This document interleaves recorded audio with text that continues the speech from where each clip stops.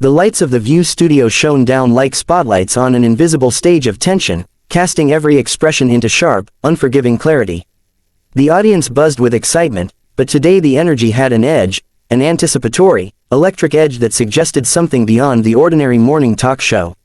The guest was Gary Oldman, the chameleon actor known for disappearing entirely into his roles, a man whose talent was matched only by his reputation for intensity. And seated across from him, a woman who had spent decades commanding this stage, was Joy Behar, armed with her sharp wit and no shortage of confidence. From the moment Gary walked in, the room's atmosphere shifted, the crowd erupting in applause that echoed like a wave crashing over the polished set. He moved with the calm assurance of someone used to attention but unaccustomed to being challenged in such a public, immediate way. Joy's smile, as warm as it was practiced, had a hardness today, a hidden edge that hinted she had come prepared to provoke. Her hand rested lightly on her pen, ready to punctuate her questions with a bite of sarcasm if necessary. Gary, for his part, returned the smile politely, but his eyes held a flicker of wariness, a subtle recognition that this was not going to be a simple promotional interview. The cameras rolled, capturing every nuance, every glint of light off polished skin, and the audience settled into that collective, anticipatory silence unique to live television. "Gary," Joy began, her tone sweet but laced with something sharper beneath the surface, "you've played heroes, villains, tortured geniuses. Tell me, are you ever afraid to just be normal?" The audience chuckled nervously, sensing the subtle sting behind her words. Gary tilted his head slightly, allowing a hint of a smirk to touch his lips, a quiet counterpoint to her provocation. "Normal isn't really in my vocabulary," he replied, voice smooth, even, and unmistakably deliberate. "I tend to live in extremes." The audience shifted in their seats, a ripple of murmurs passing through the studio. Joy arched an eyebrow, leaning forward ever so slightly. "Extremes, huh, and what about your politics?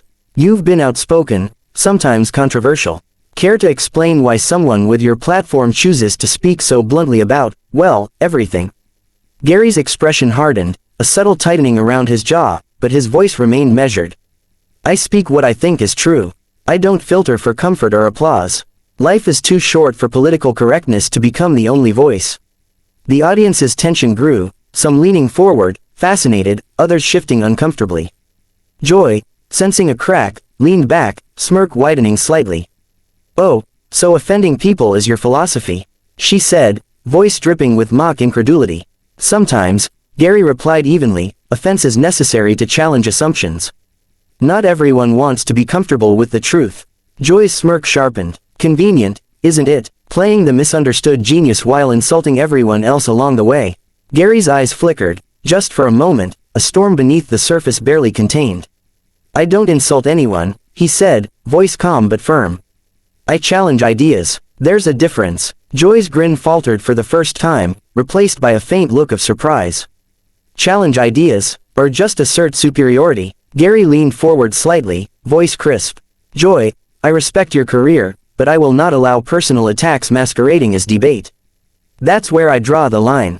The audience went quiet, even the murmuring staff behind the cameras paused, sensing the weight of the moment.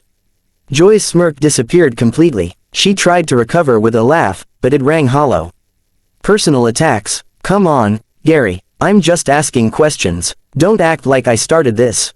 "No," Gary replied, eyes locked on hers, unwavering. "You're not asking questions, you're provoking, and I will not engage in provocation disguised as dialogue." The audience stirred audibly, leaning in. Whoopi Goldberg raised her hands in an attempt to mediate. "Okay, let's," but Joy cut her off, leaning forward, voice sharper now. "No, I want him to answer. We're live, let's see if he can handle a little heat." Gary's calm exterior finally cracked, his tone rising slightly, though controlled. "Heat is one thing, mockery is another. I've worked hard to maintain precision, to respect the craft of acting and discourse. I will not be patronized on your show or anyone else's." The tension in the studio was palpable. The audience, once excited and cheerful, now sat frozen, aware they were witnessing a rare, combustible exchange. The hosts exchanged nervous glances. Sarah Haynes' eyes widened slightly, Sunny Hostin leaned forward anxiously, and Whoopi's face reflected the silent warning that this was spiraling out of control. Joy drew in a sharp breath, trying to regain control. "Well," she said, her voice tight with an edge of frustration, "if that's how you feel, maybe daytime TV isn't your scene." Gary's patience, stretched thin by repeated provocation, snapped in the subtle shift of his gaze and tone. And if that's how you feel, maybe you're not suited to ask questions without resorting to condescension. The audience gasped audibly. Cameras captured every beat, every flash of emotion, every micro-expression that revealed the escalating conflict. Joy's face, usually confident and playful, betrayed an uncharacteristic uncertainty. She had underestimated the man before her. Gary Oldman, the actor of 1,000 transformations, refused to yield even in the face of live criticism. For a moment, the room was suspended in electric silence, the kind of silence that speaks louder than words. The audience leaned forward instinctively, caught in the gravity of the confrontation. Every whisper, every movement backstage, even the flicker of lights on the monitors, seemed magnified in the tension. Joy's usual confidence was shaken. She realized, as the seconds stretched uncomfortably, that she had crossed a line she didn't intend. The young, brilliant, assertive actor had drawn a boundary she had not expected, and now, for the first time on her long career, she found herself on the defensive, caught off guard by someone who refused to play the game of provocation. Backstage at The View, the usual hum of activity had escalated into controlled chaos. Cameras, cables, and stagehands moved with brisk efficiency, but all around, whispers and hurried conversations created an almost tangible tension in the air. The energy from the on-air confrontation between Joy Behar and Gary Oldman had not dissipated, it had followed everyone into the corridors behind the studio.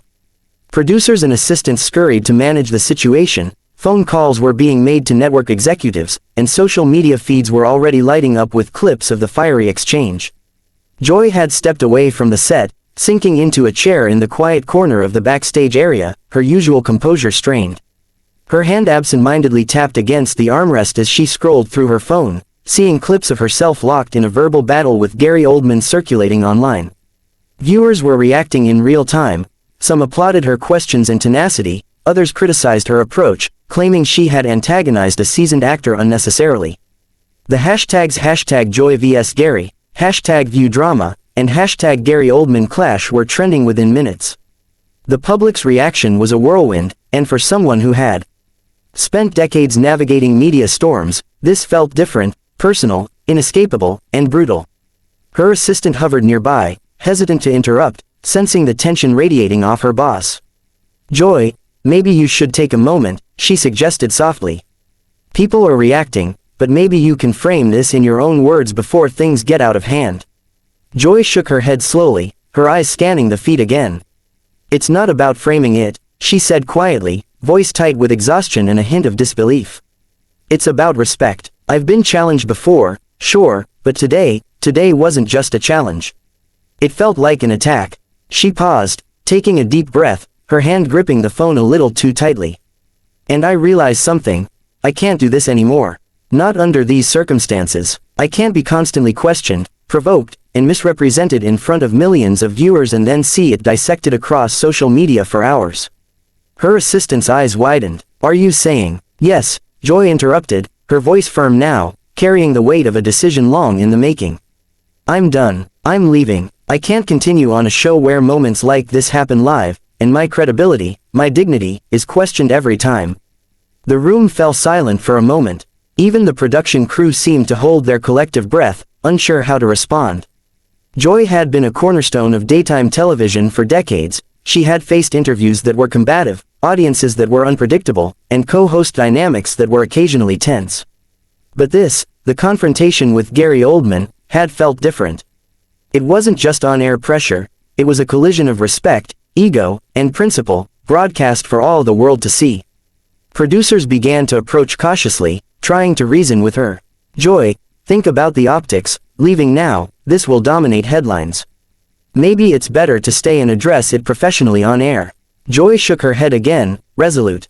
I've thought about it for a long time.